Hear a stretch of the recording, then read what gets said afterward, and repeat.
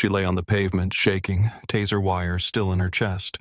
Officer Hensley stood over her, cold and unmoved. Then, a car door slammed. A deep, furious voice cut through the chaos. "What the hell did you do to my daughter?" The crowd fell silent. But what happened next would change everything.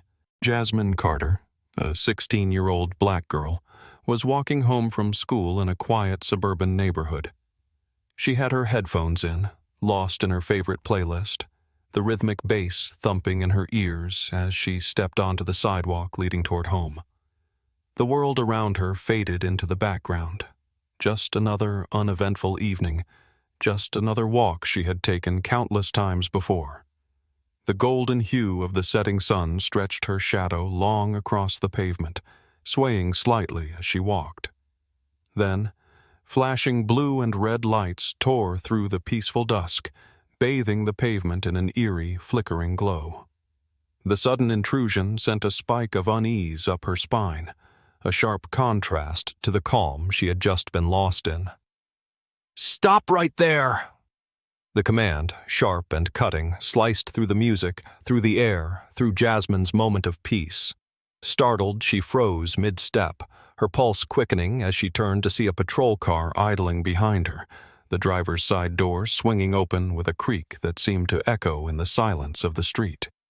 The weight of the moment pressed against her chest, making it suddenly difficult to breathe. Officer Craig Hensley stepped out, his silhouette stark against the glare of his headlights. His posture was stiff, authoritative, predatory.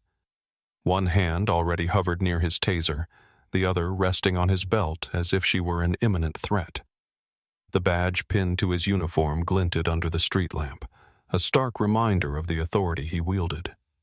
His presence was an immovable force, an embodiment of something Jasmine had learned to fear before she had even fully understood why. Jasmine's throat tightened. The weight of his stare pressed down on her like an unseen force. "I didn't do anything," she said, her voice unsteady, her breath catching in her chest. The words felt weak against the heavy silence that followed, swallowed up by the night. Hensley didn't blink. His lip curled slightly, a smirk forming at the edge of his mouth, but there was no humor in it.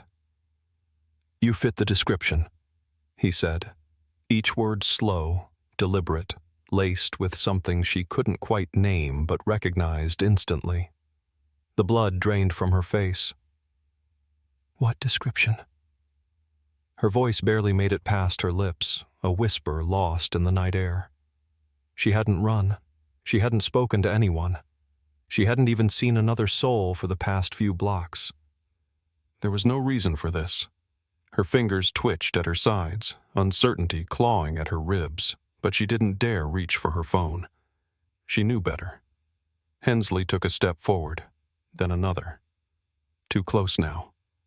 The street was quiet, yet suddenly suffocating. Jasmine glanced around, hoping to see someone, anyone, who could bear witness to whatever was about to happen. A few houses down, a curtain shifted. A shadow lurked behind the glass, watching. No one came outside. Her heart slammed against her ribcage. The air felt thinner. The edges of the world sharpened as adrenaline coursed through her veins.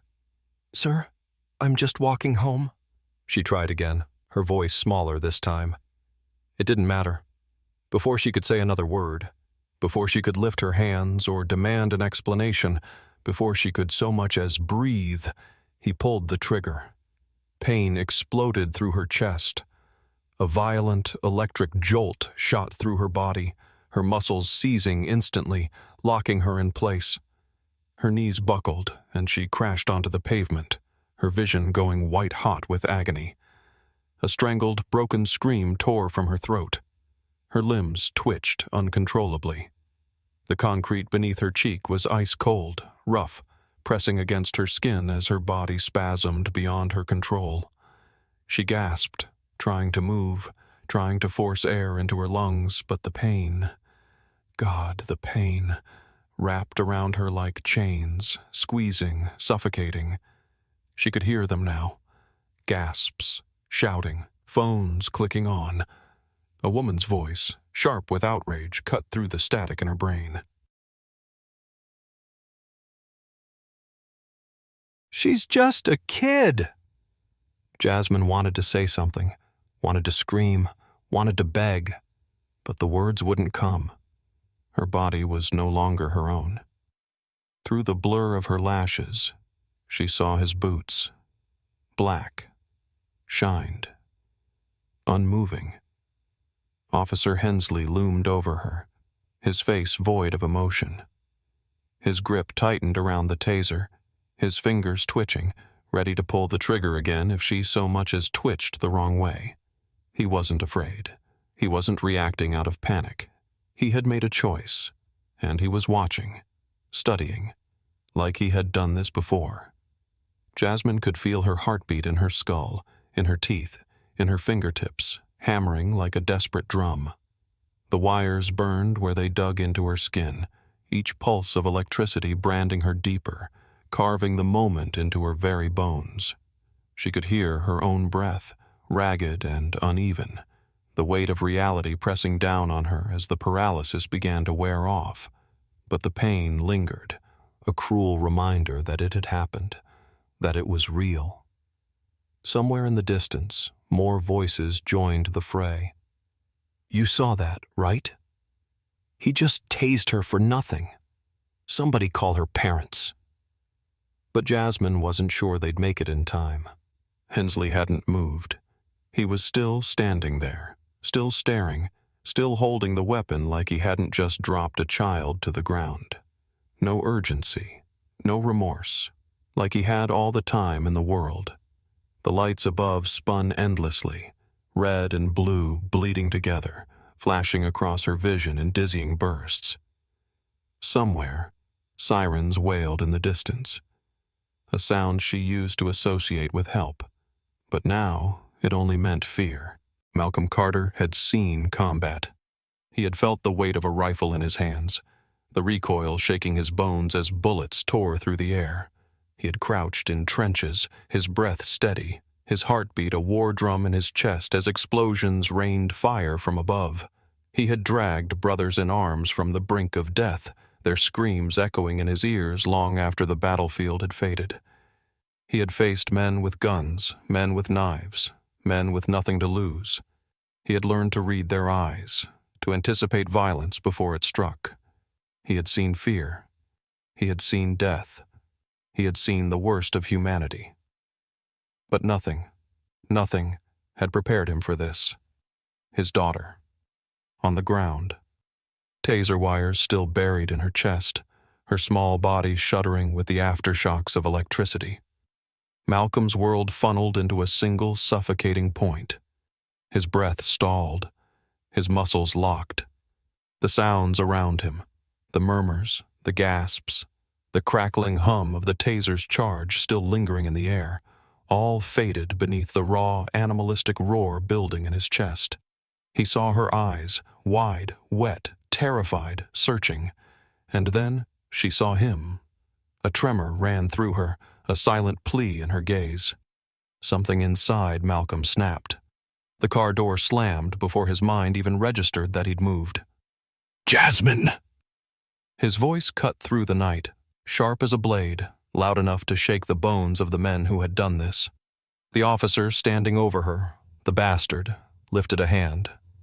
"Sir, stay back." No. Malcolm didn't stop, didn't even hear the words. His body moved on instinct, a force of nature-given flesh. His boots crushed the damp grass beneath him as he stormed forward, heat coiling in his veins, his vision tunneling in on one singular burning purpose: protect, defend, destroy. He charged. The officer stumbled back, his grip tightening around the taser as if considering using it again. Malcolm dared him to try. But then he saw Jasmine flinch, a weak, breathless sob choking from her lips. And just like that, his rage turned to something sharper, something colder. Control it. He dropped to his knees beside her, hands hovering, heart hammering. He had treated battlefield wounds, had pressed shaking hands over gaping gunshot wounds, had whispered reassurances to dying soldiers as the light faded from their eyes. But this was his baby girl. His hands trembled as he reached for her, his fingers barely grazing her cheek. Her skin was cold, too cold. Her body still spasmed slightly, the cruel aftershocks of the electricity pulsing through her muscles. He needed to get the wires out. His eyes flickered down. The barbs were deep, biting into the soft flesh of her chest, just beneath her collarbone. He clenched his jaw so hard his teeth ached. A war zone. That's what this was. A war zone. And his daughter was the casualty. His throat burned. "Baby, I'm here," he murmured, his voice tight, forced calm. "I got you. I got you, sweetheart." She tried to speak. Failed. Her fingers twitched against the pavement, weak, searching. He took her hand, gripping it tight, grounding her. The rage simmered, boiling just beneath the surface, held back by the thinnest thread of restraint. Then, he looked up. At him. The officer. The coward.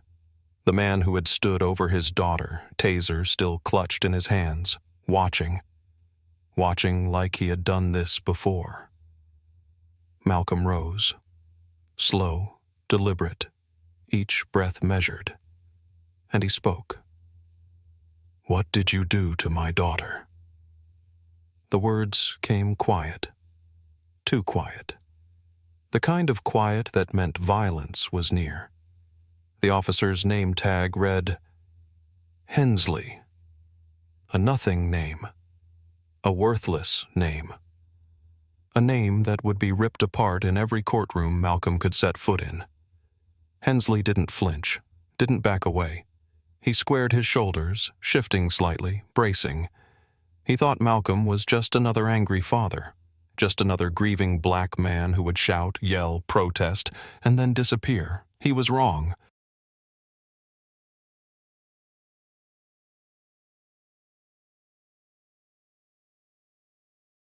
"She was resisting," Hensley said. Malcolm's world whitened. He was on his feet before the sentence even finished leaving Hensley's mouth. "Resisting what?" The crowd jumped. A collective inhale. He took a step forward. "Resisting walking home?" Another step. "Resisting minding her own damn business?" Another. Hensley faltered. He stepped back. Coward. The taser in his grip twitched. He considered raising it again. Malcolm saw it, dared him. The crowd pressed closer. More voices now. "You tased a kid. She didn't do anything. Somebody call the news." Then, someone shouted, "He's a lawyer!" And Hensley froze. The hesitation was quick, a flicker, but Malcolm caught it. The first crack. And God help him, he was going to tear it wide open. Jasmine whimpered. Malcolm turned back, dropping down once more, hands steady now. She needed him focused. She needed him present. "Stay with me, sweetheart. I got you." She blinked up at him, tears streaking the sides of her face, breath shaky, uneven. But she nodded. His daughter was a fighter. His heart swelled with pride even as it burned with fury. He needed to get the wires out. He reached slowly, fingers brushing against the barbs. Jasmine flinched. His chest tightened. "Baby, I know," he murmured. "I know it hurts. I need you to breathe for me, okay?" Another nod. He exhaled, steadied himself. And then, with the precision of a man who had stitched wounds in the dark, who had pulled shrapnel from broken bodies, he yanked the wires free. Jasmine cried out. Her fingers crushed his hand, nails digging deep into his skin. Malcolm swallowed his own pain. "It's done," he whispered. "It's done, baby. It's over." But it wasn't. Not by a long shot. Malcolm stood, turned, faced the man who had done this. Hensley had paled. His grip on the taser had loosened. His eyes darted, not to Malcolm, but to the phones. He wasn't afraid of what he had done. He was afraid of what came next. Malcolm smiled, a slow, dangerous thing. He took a single step forward, just one, and Hensley stepped back. Now he was afraid, and Malcolm was going to make sure he had every reason to be.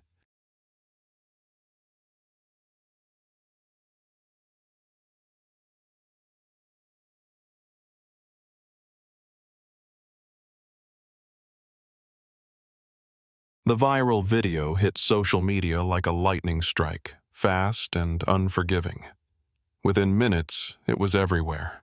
A teenage girl, small and defenseless, writhing on the pavement as a grown man in uniform stood over her, weapons still drawn.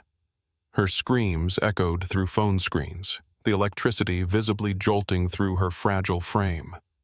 The world saw it, raw, unfiltered, undeniable. No context was needed. A black child, a white cop, a taser. It was an image too familiar, too painful, too enraging. The video spread like wildfire, jumping from timeline to timeline, country to country, burning through the internet with the force of an unstoppable storm. News outlets picked it up.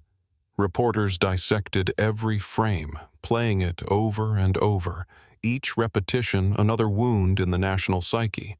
Celebrities amplified it, retweeting with captions of disbelief, fury, heartbreak. How many times do we have to see this?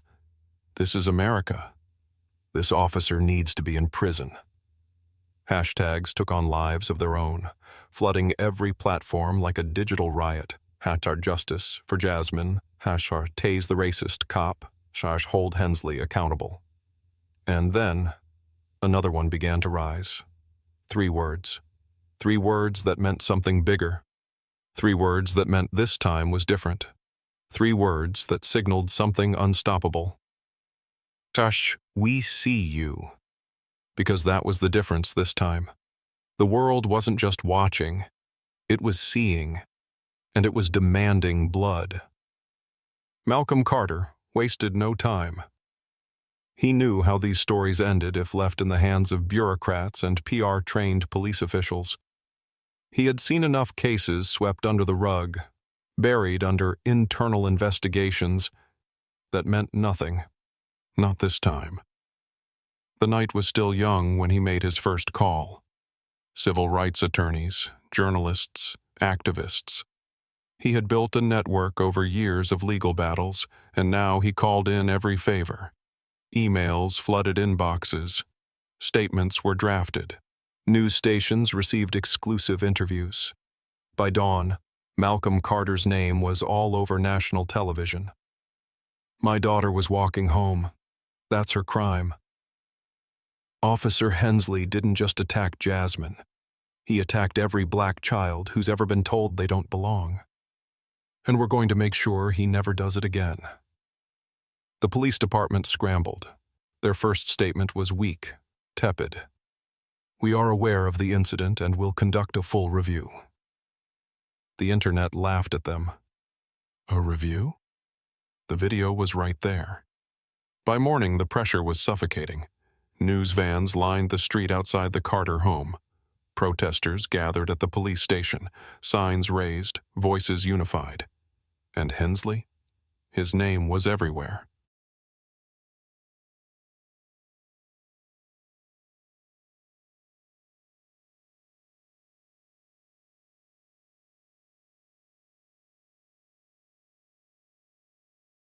His record surfaced, ripped open for the world to see.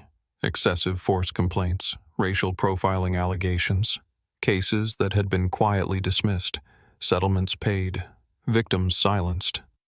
Not anymore. The receipts were out.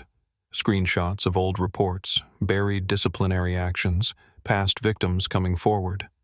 His face, cold and unfeeling in the video, was now a symbol, not just of one act of brutality, but of the system that had protected him. And for the first time in his career, Officer Craig Hensley felt something he had never truly known before: fear.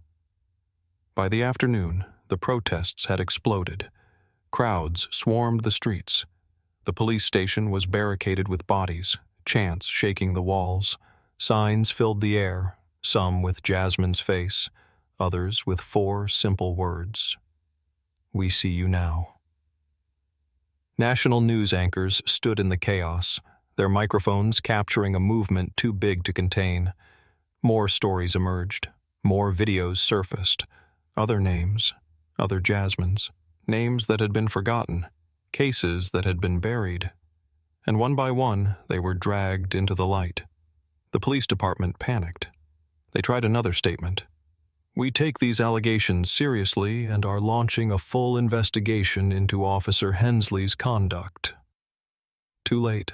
They had lost control of the narrative. Hensley was no longer a cop. He was a pariah.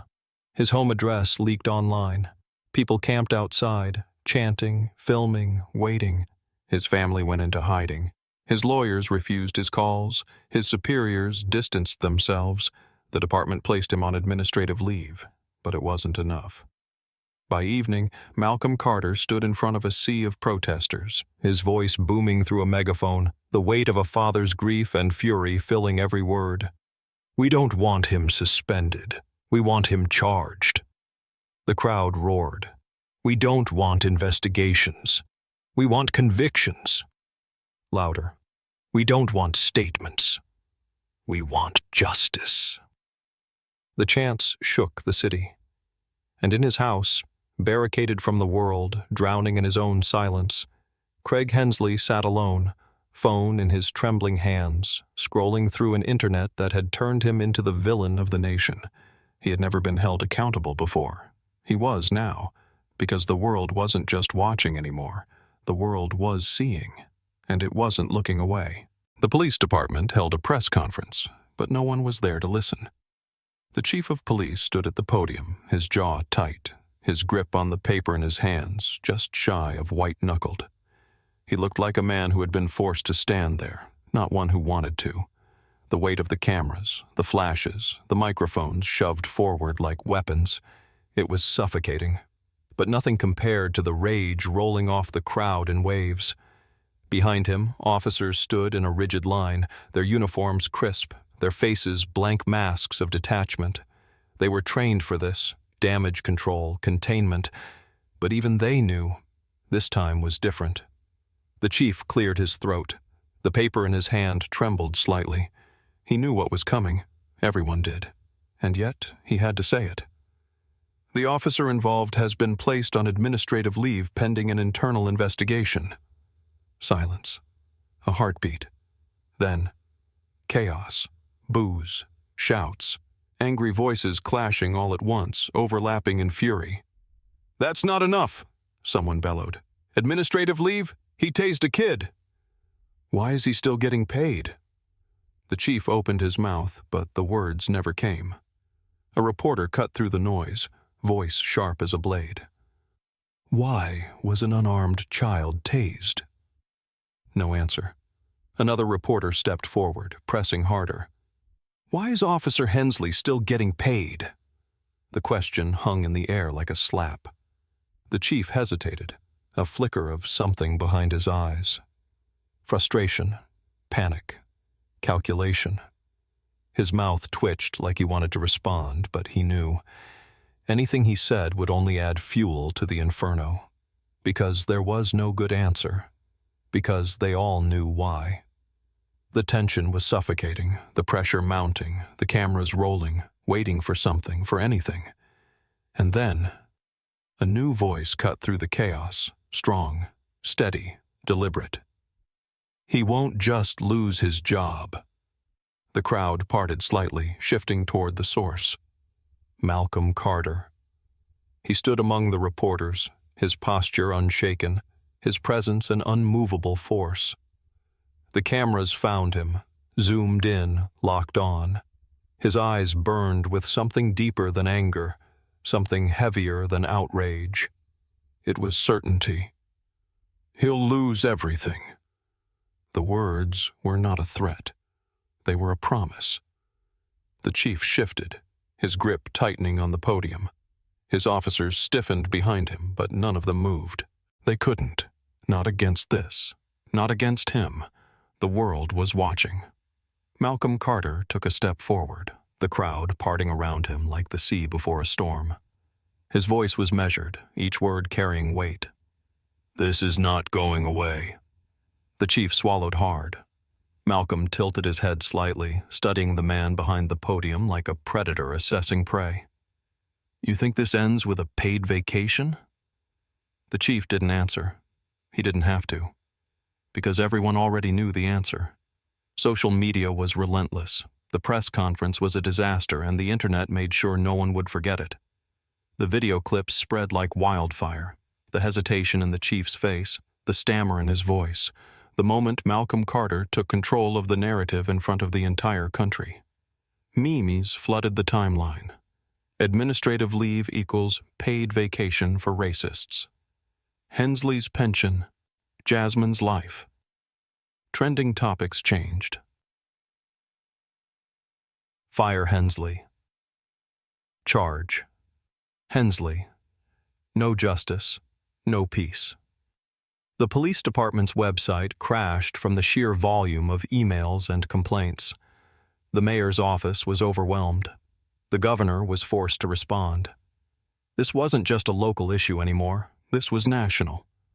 And while the city burned with outrage, Malcolm Carter was already making his next move. The legal team was assembled. Lawsuits were drafted. Civil rights attorneys descended on the case like wolves. Hensley's entire record was under a microscope now, and it was worse than anyone had expected. Excessive force complaints? More than a dozen. Racial profiling allegations? Piles of them. Cases quietly dismissed? Too many to count. Each file, each buried report, was dragged into the light. The police department was exposed. And Hensley? He was done. By nightfall, the protests had doubled in size. Crowds pushed against barricades, their voices shaking the city. More celebrities spoke out. More news anchors covered the case. A statement came from the governor's office. We are deeply concerned by this incident and will be reviewing all available evidence to determine the appropriate course of action. But no one cared about their reviews anymore. They wanted justice. And they wanted it now. Inside his barricaded home, Craig Hensley sat in darkness, his hands clutching his phone, scrolling through an internet that had turned him into the most hated man in America. His home address had been leaked. People were outside, waiting, watching, chanting. He had never been afraid before. Not when he pulled the trigger on his taser. Not when he stood over Jasmine Carter's convulsing body. Not when he thought the system would protect him. But now, he was. Because the system was crumbling. And the people weren't looking away anymore. The next day, Malcolm Carter stood in front of the crowd outside the police station, his voice thundering through the megaphone. They think they can wait us out. They think this will die down. They think we'll forget. The crowd roared back. Never! Malcolm lifted his chin, his eyes burning with a father's fury. Then let's remind them. The march began, and the city shook. Because this time, there was no stopping it. There was no containing it. Because this time, justice was coming. Malcolm filed a lawsuit against the department, naming Officer Craig Hensley personally. But he didn't stop there. This wasn't just about his daughter anymore. This was about all of them. Every name buried in police reports that never made it to court. Every victim silenced by bureaucracy. Every family who had swallowed their rage because they thought they couldn't win. Malcolm wasn't them. He was a former Marine, a trial attorney, a man who had spent years dissecting the system, learning its weaknesses, watching it protect men like Hensley over and over again. But this time, This time, the system had picked the wrong child. He dug deeper. Hensley's past cases? Malcolm called for them to be reopened. Complaints swept under the rug, brought to light. Every excessive force complaint, every racial profiling incident, every case where Hensley's name was listed in the fine print of a dismissed charge. Malcolm unearthed them all. And the deeper he dug, the worse it got. Hensley had a pattern. Black men arrested for resisting arrest with no actual crimes attached. Young boys handcuffed for matching a description. A pregnant woman shoved against her car during a traffic stop. It was all there, hidden behind legal jargon, buried beneath a system designed to make people forget. Not this time. Malcolm brought the full weight of the law down like a hammer. Civil rights groups joined in. Journalists picked apart Hensley's record on primetime television. Lawyers dissected his cases live on air, their voices dripping with incredulity as they read off the number of complaints he had racked up. How was this officer allowed to keep his badge? Why was none of this investigated before? We aren't talking about one mistake. We're talking about a pattern of abuse. The pressure exploded. Protests erupted outside the police station, growing by the hour. The people weren't just angry. They were relentless. They weren't asking for change. They were demanding it. Hand-painted signs towered above the crowd. "Justice for Jasmine! Fire Hensley now! Cops like him don't belong in our communities!" Chants rattled the windows of the precinct. Officers peered out from inside, shifting uncomfortably, knowing the crowd wasn't dispersing. Not today, not tomorrow, not until something changed. The streets were alive with anger, with grief, with power. And for the first time, the police felt the weight of the people. Meanwhile, Hensley's life began to collapse. His phone never stopped ringing, calls from blocked numbers, strangers screaming down the line. "You're a dead man. You like tasing kids, huh? You should be in a cage." The messages flooded in. Emails, social media, hate mail stacked at his doorstep. At first, he tried to ignore it. He told himself it would die down, that it was just internet noise. Then the letters started coming to his house. Handwritten. "We know where you live." His wife read one. She didn't say a word, just stared at it, her hands trembling slightly before she crumpled the paper into a tight fist. That night, she packed a bag. Their 2 kids stood in the hallway, watching. Hensley's stomach dropped. "You're leaving?" he asked, his voice hoarse, his chest hollow. She zipped the suitcase shut without looking at him. "I can't be here, Craig," she said finally, her voice empty. "You did this to yourself." And then, she was gone. For the first time in his life, Craig Hensley felt what it was like to be truly powerless. He had spent years wielding power, flashing his badge like a weapon, pulling the trigger on his taser without consequence. Now, the world was watching him, and it wasn't looking away. The protests doubled. What started as a local outrage had become a national reckoning. News networks camped outside the police station. More officers' names surfaced. More stories were unearthed. More victims spoke up. The police union tried to defend him, but their statements were weak, filled with legal jargon that no one believed. Because the facts were out now. The system had protected him for too long, and the people weren't letting go. Malcolm stood on the courthouse steps, flanked by civil rights attorneys, his voice steady, unshaken. "This isn't just about my daughter. This is about all of them. Every single one." The crowd erupted in cheers. But Malcolm wasn't done. "We aren't just fighting for justice for Jasmine. We're dismantling the system that allowed this to happen in the first place." The reporters leaned in closer, hanging onto every word. "And let me make something very clear." He turned, facing the cameras directly. Craig Hensley is just the beginning. Inside his silent house, Hensley watched the press conference on his phone. His hands shook. His badge sat on the table in front of him, a symbol of power that no longer meant anything.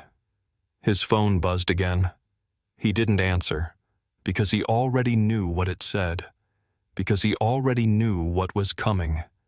And outside, the city kept marching.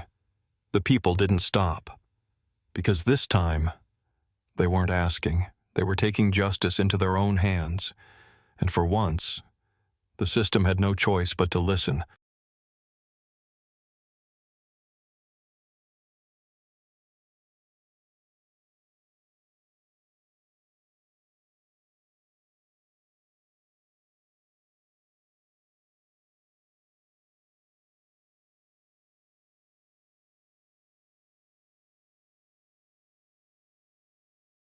Under immense public pressure, the district attorney stepped forward, his tone measured, but his words carrying the weight of inevitability.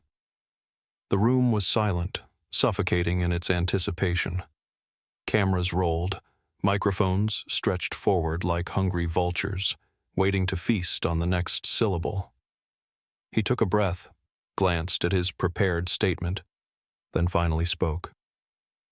After reviewing the evidence, we have determined that Officer Craig Hensley will face criminal charges for aggravated assault, excessive force, and child endangerment. The words landed like a hammer.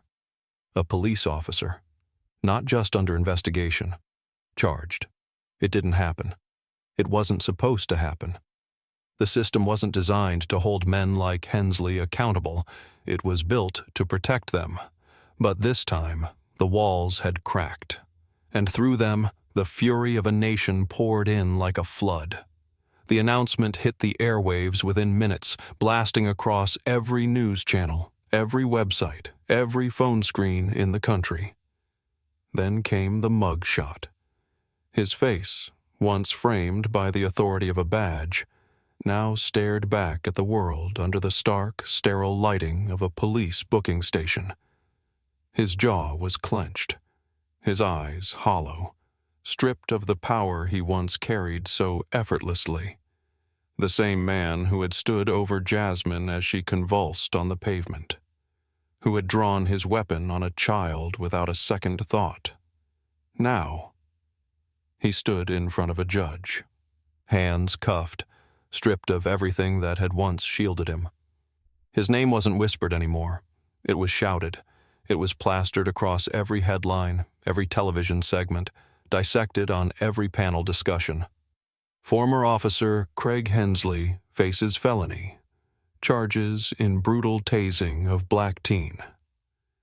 Police officer who tased, 16-year-old arrested, held without bail. Jasmine Carter, case sparks nationwide, call for police reform. His name became synonymous with a sickness that had long festered beneath the surface of the justice system. And now, the world had its villain. Inside the courthouse, the air was heavy with unspoken tension. Rows of spectators filled the benches, activists, journalists, ordinary citizens who had followed every second of this case with clenched fists and held breath. And then there was Malcolm Carter.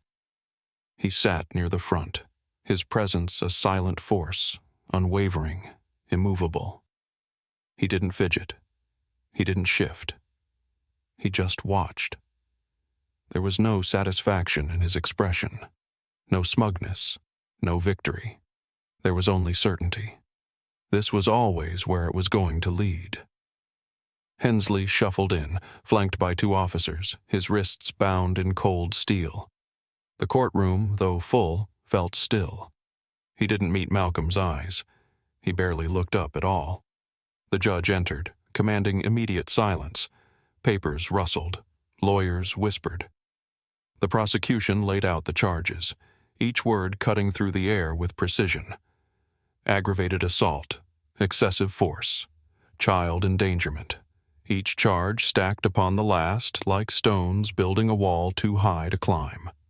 Hensley's lawyer stood, rattling off the expected arguments. His client had been following procedure. He had felt threatened. He had no history of wrongdoing that warranted such extreme action.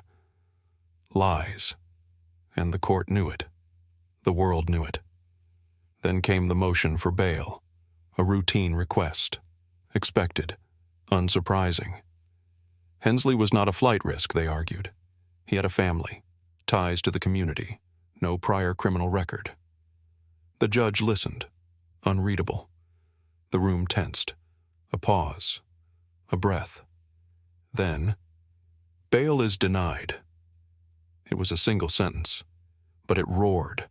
Gasps rippled through the courtroom, followed by murmurs. Then, outright whispers of disbelief. Hensley froze. For the first time, he seemed to truly grasp the weight of his situation. No protection, no special treatment, no escape. His face turned ghostly pale. This wasn't just a slap on the wrist. This wasn't a quiet resignation, a reassignment, a case that would fade into the background after a carefully worded statement from the police union. This was prison. Malcolm didn't move, didn't react, didn't gloat. Because justice wasn't about celebration. It was about consequences. Outside the courthouse, the streets were alive. The news spread like wildfire. Crowds gathered, voices rising in unified chants. No more excuses. We see you now. Justice for Jasmine. The marches continued, not just for Jasmine Carter, but for every name that had been erased, every family left without answers, every child told they didn't matter. This wasn't just a case anymore. It was a movement, and nothing could stop it now. In his cold, dark cell, Hensley sat alone. His fingers trembled. His once steady hands, the same hands that had held a taser without hesitation, now clutched at nothing. His world had collapsed. His badge was gone. His family had left. The system he had relied on had finally turned its back on him. He had spent years believing he was untouchable. But now he was just another inmate, another criminal in an orange jumpsuit. And as the chants outside grew louder, as his own name became a curse on every tongue, he finally understood, for the first time in his life. Craig Hensley was afraid. Hensley never apologized. He never admitted fault. Even as his lawyer scrambled for a plea deal, throwing out weak justifications and desperate defenses, he sat there, stone-faced, rigid, unyielding. He didn't fidget. He didn't break. He didn't even look remorseful. Because in his mind, he had done nothing wrong. Not when he pulled the trigger. Not when she hit the ground. Not when the world turned against him. Even now, shackled to the reality of his own downfall, he still believed he was the victim. The system had always protected him before. It had always shielded men like him from consequences. He was supposed to walk away.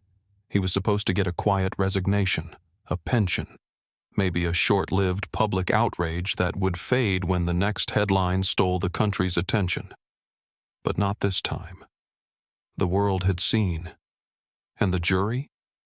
They had watched. They had heard. They had felt it. Every moment of that footage burned into their minds.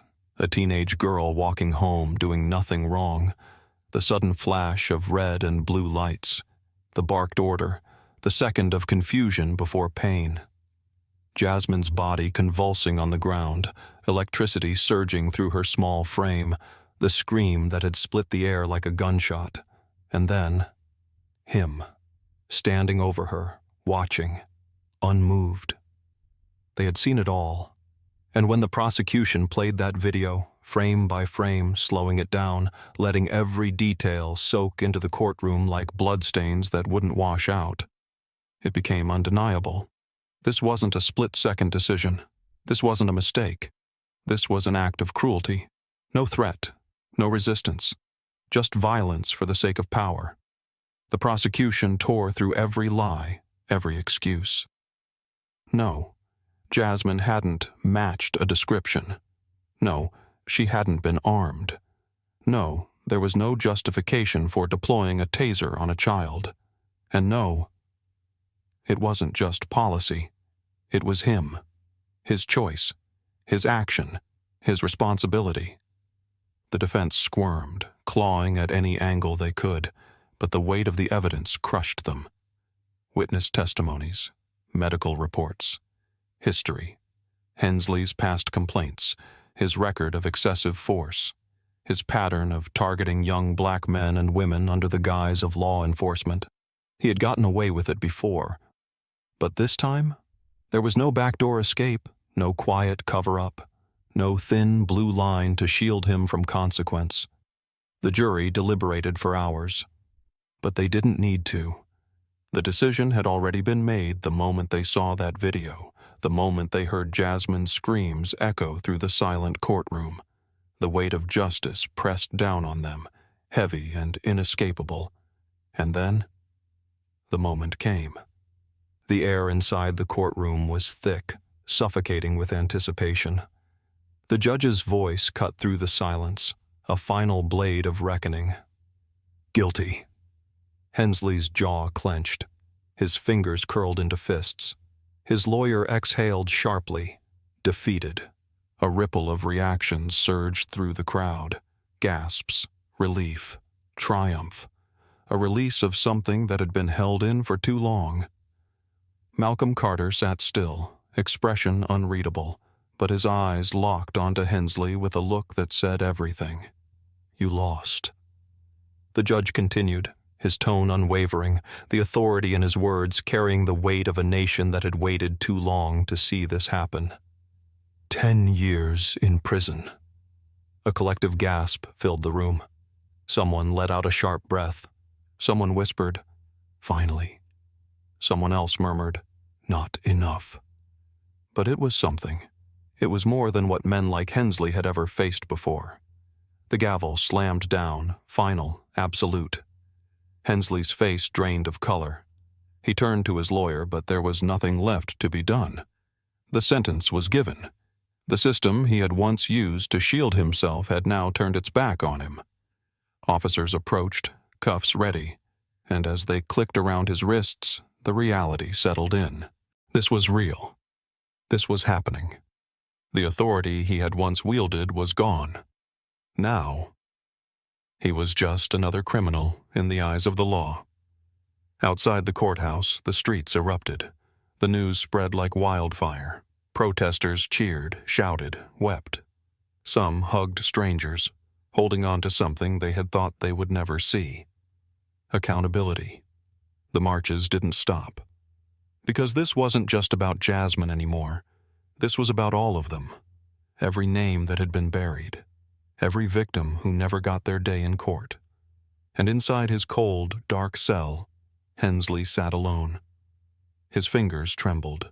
His once steady hands, the same hands that had held a taser without hesitation, now clutched at nothing. His world had collapsed. His badge was gone. His family had left. The system he had relied on had finally turned its back on him. He had spent years believing he was untouchable, but now he was just another inmate, another criminal in an orange jumpsuit. And as the chants outside grew louder, as his own name became a curse on every tongue, he finally understood. For the first time in his life, Craig Hensley was afraid. Jasmine spent weeks recovering. The taser wounds healed, but the trauma lingered. Therapy sessions, sleepless nights, flashbacks. The electricity had left her body, but something deeper had burned into her bones. Every time she closed her eyes, she was back on that pavement. The flashing lights, the sharp command, the pain, the helplessness, the way he stood over her, watching, calculated, unmoved. She woke up gasping, drenched in sweat, heart pounding like the charge was still running through her veins. Some nights she didn't sleep at all. She'd sit in bed, knees pulled to her chest, staring at the ceiling as the echoes of that night played on repeat. She wasn't safe. Not really. Not ever. Not when a man with a badge could decide in an instant that her existence was a crime. But she wasn't broken. The world had tried to crush her, to silence her, to make her nothing more than another statistic, another viral video soon forgotten. But she refused to disappear. The fear, the anger, the pain, it all built inside her. But instead of letting it consume her, she wielded it. She sharpened it, forged it into something unstoppable. She spoke, and the world listened. First, it was just local news. A few interviews, a couple of journalists sitting across from her with microphones and solemn faces, nodding as she recounted what happened. But soon, the calls came from everywhere. CNN, MSNBC, the New York Times. Every major outlet wanted to hear her story, and she told it, raw, unfiltered, unapologetic. She told them about the fear, the humiliation, the way her body had betrayed her under the surge of electricity. She told them how he never looked scared, never hesitated, because men like him never did. They had been trained to believe in their own invincibility, but she stripped that away. She took her pain and held it up for the world to see, refusing to let it be ignored. "This isn't just about me," she said in one interview, her voice steady, unwavering. "This happens every day. It happened before me. It'll happen after me, unless we stop it." And she meant we. She wasn't alone in this. Organizations reached out, civil rights groups, activists, lawyers fighting to dismantle a system that had let Hensley and officers like him operate unchecked for too long. They wanted to help her, and she wanted to help them. So she did. She joined panels, attended protests, stood alongside families who had lost sons, daughters, fathers, mothers to the same unchecked violence.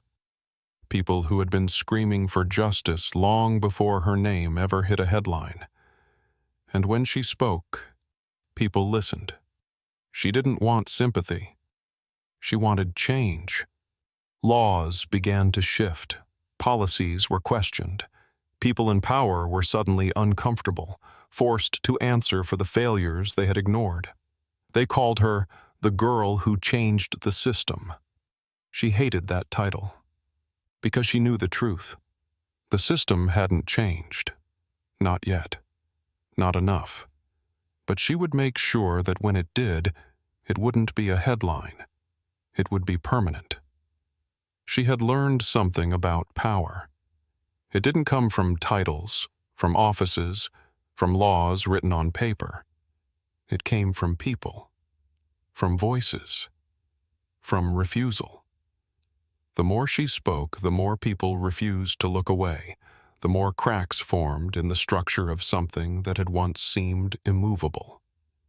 She met with lawmakers, pushed for policies that would prevent what happened to her from happening to someone else, and she knew the resistance was coming. It always did.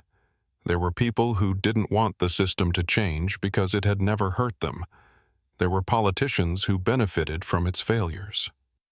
Police unions that fought every reform like it was a personal attack, as if accountability was an injustice. She saw the headlines shift. They started calling her divisive. They started questioning her. They pulled up old photos, old social media posts, searching for something, anything, to discredit her. But there was nothing to find. She was a 16-year-old girl who had been walking home. That was her crime, and no amount of spin could erase that. She kept going. The protests didn't stop. They grew. Jasmine stood on stages in front of city halls, outside police precincts, her voice ringing through megaphones, her words carving through the air like blades. "You don't get to hurt us and walk away anymore," she told the crowds, the cameras, the people in suits sitting behind closed doors, hoping it would all blow over. Not this time. She became more than a girl in a viral video. She became a force, and she wasn't alone. Survivors of police brutality reached out to her. Parents who had buried their children stood beside her. Activists who had spent years fighting for change now fought with her. Every march, every town hall, Every interview, her voice was there. The movement wasn't new, but she was a new face for it. A reminder that the stories weren't just names on protest signs. They were people. They were children. They were her. And still, she knew it wasn't enough. One conviction didn't mean the system was fixed. One officer behind bars didn't mean it wouldn't happen again. Laws changed, but laws could be rewritten. Policies shifted, but policies could be ignored. She had seen it before, and she wasn't naive enough to believe that one moment, one trial, one movement would be the end of it. But she also knew something else. They were scared now. The people in power, the ones who had let it happen over and over again, the ones who had turned away from the names, the faces, the stories, because they had always been able to. They weren't looking away anymore. Because now, when someone was killed, when another name was added to the list, there was no silence. There was no forgetting. There was only a question, loud and insistent, impossible to ignore. What are you going to do about it? And that was what she wanted. Not just justice for herself, but justice that lasted. Justice that didn't wait for another tragedy to act. Justice that didn't have an expiration date. She wasn't a victim. She was a reminder, and she would never let them forget. Months later, Malcolm received a letter. A plain white envelope, no markings except for his name and address printed neatly in black ink. He knew what it was before he even opened it. He had been waiting for this. He slid his finger under the flap, tearing it open with slow, deliberate movements. He unfolded the paper, eyes scanning the words, absorbing every single sentence. Hensley's pension? Gone. No retirement fund, no financial cushion, no reward for the years he spent hiding behind a badge, using it as a weapon. The same system that had shielded him for so long, that had allowed him to get away with everything, had finally turned its back on him. There was no severance package, no union to fight for his benefits. His career had been built on control, on intimidation, on the belief that he could do whatever he wanted and walk away untouched. Now he was just another disgraced cop whose name would be spoken with disgust. His career? Over. No police force would take him, no security firm would hire him. He wasn't just unemployed, he was untouchable. His name was poison. His record, once a badge of protection, was now a mark of ruin. Every background check, every job application would lead to the same result. Doors slammed in his face. The press had shredded him. The footage of Jasmine's attack played on repeat for weeks.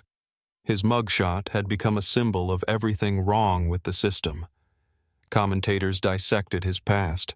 Activists tore apart his legacy and former colleagues. Silent. No one defended him. No one reached out. They had distanced themselves, buried his name, erased him like he had never been one of them.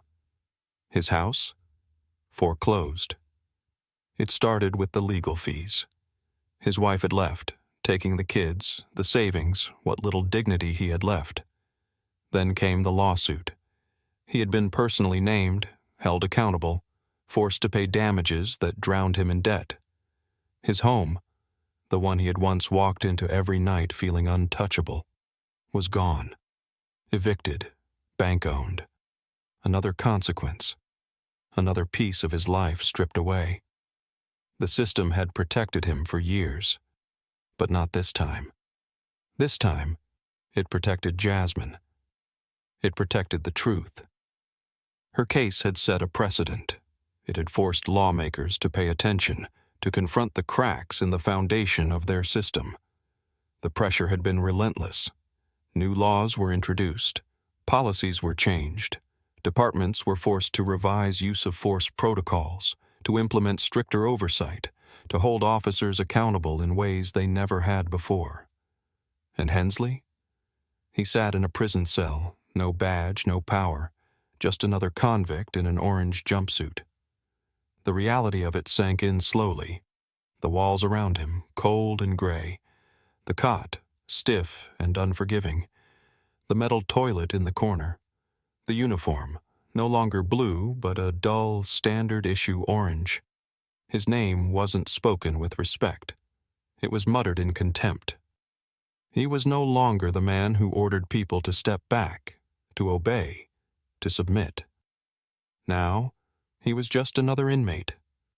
His first weeks inside were quiet. He kept his head down, followed orders, did everything he could to avoid attention. He wasn't a cop anymore, but the other inmates knew exactly who he was. They had seen his face on the news, heard his name in the streets, read about what he had done.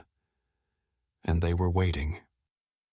He tried to sleep, but the noise never stopped. The clang of metal doors, the shouts echoing through the halls, the knowledge that at any moment someone could decide he deserved a little of the pain he had once inflicted so easily. He ate alone, eyes scanning the room, hands twitching at the slightest movement. He had spent years wielding fear like a weapon. Now he understood what it felt like. The guards didn't care about him. They had no loyalty to him. To them, he was just another number, another body to be moved from one place to another problem to deal with if things got out of hand. They didn't step in when the other inmates whispered about him. They didn't interfere when trays were knocked off tables near him, when shoulders accidentally slammed into his on the way down the hall. They had seen men like him before. They weren't interested in making his life easier.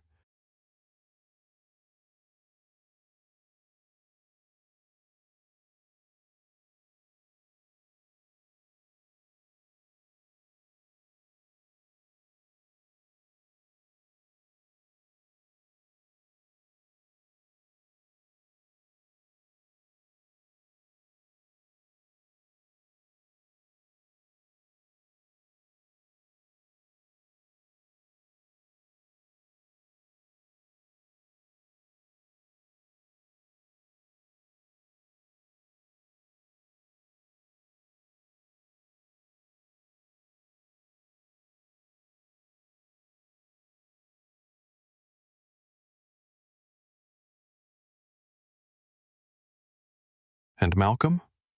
He never visited, never wrote, never even spoke Hensley's name again. He didn't need to. Justice had been served. There was no reason to give Hensley any more space in his mind, no reason to acknowledge a man who no longer mattered. Jasmine, on the other hand, never forgot. She never let anyone forget. She kept speaking, kept pushing, kept fighting. She went to college, studied law, took everything that had been done to her and turned it into fuel. When people in power tried to dismiss her, she reminded them who she was, what had been done to her, what had changed because of it.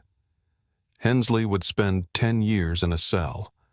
Jasmine would spend a lifetime making sure his kind never got the chance to hurt anyone else again. And that was the difference between them.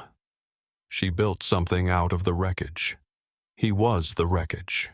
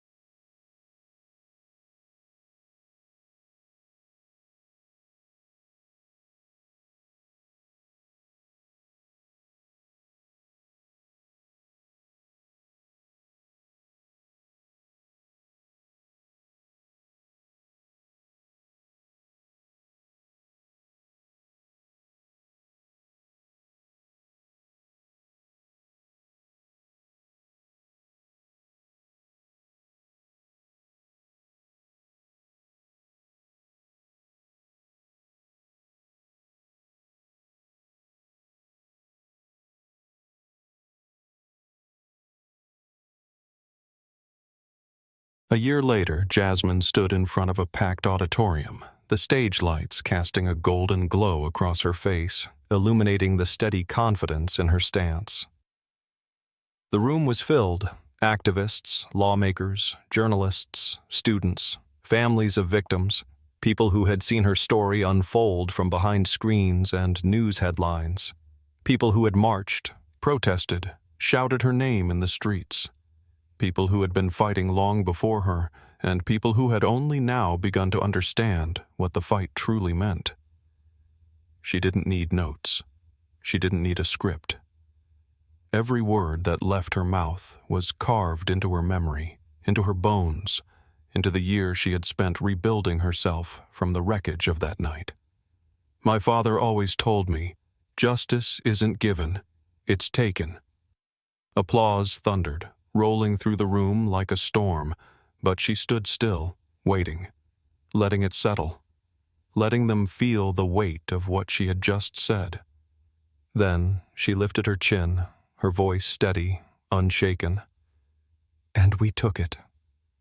More applause, cheers, people rising to their feet. She felt it ripple through the crowd, not just as noise, but as energy, a shared fire that had refused to burn out even after the headlines had faded. In the back of the room, Malcolm sat with his arms crossed, a slow, knowing smile creeping onto his face. He had always known his daughter was strong. He had always known she had fire in her, a quiet force waiting to be unleashed. But now the world knew it too. She wasn't just a victim. She was a force. She had spent the past year making sure her story wasn't just another moment in a cycle of outrage that faded with time. She had turned pain into power, into policy, into something that couldn't be ignored. It had started with protests, with marches, with speeches outside courthouses and city halls demanding that what happened to her never happen again. Demanding that accountability wasn't just a word thrown around when the cameras were on. Demanding that justice wasn't just an idea, but an action. And people had listened. Laws had changed. Departments had been forced to adopt new policies, to end practices that had let officers like Hensley act without consequence. The system had bent, shifted, fractured under the weight of what had been exposed. And while it wasn't perfect, while the work wasn't done, it was more than what had existed before. It was proof that voices mattered, that movements mattered, that refusal mattered. Jasmine had refused to be forgotten. She had refused to let the world move on. Even when the news cycle had tried to replace her story with the next tragedy, the next headline, the next moment of injustice, she had made sure her name, her fight, her demands stayed in the conversation. She had testified before lawmakers, challenged officials who had once dismissed her as just another statistic. She had called them out by name, forced them to look her in the eye as she asked them why her life had only mattered after it was nearly taken from her. She had refused to be polite about her own survival, and she had won. Not just for herself, but for the people who had never gotten the chance to stand on a stage like this. The ones who had been silenced before the world could hear them. The ones who had never seen justice. Her voice rang out again, clear and unwavering. I didn't ask to be in this fight. I didn't ask for my body to be used as proof of what we already knew. But I will not let what happened to me be reduced to a moment. This is not a moment.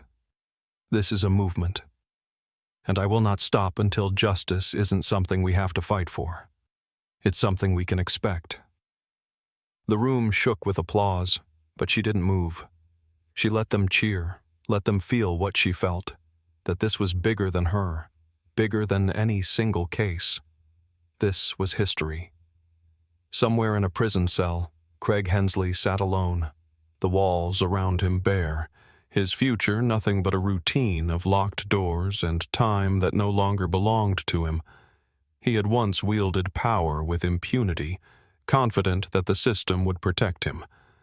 Now, He was just another inmate, forgotten by the people who had once stood beside him. His name had become synonymous with failure, with downfall, with justice finally catching up to a man who had spent years believing it never would. And Jasmine? She was the one who had taken that power back. She stepped away from the podium, her heart steady, her hands strong. She wasn't done. She would never be done. But she had proven something undeniable. She had survived, and she had won.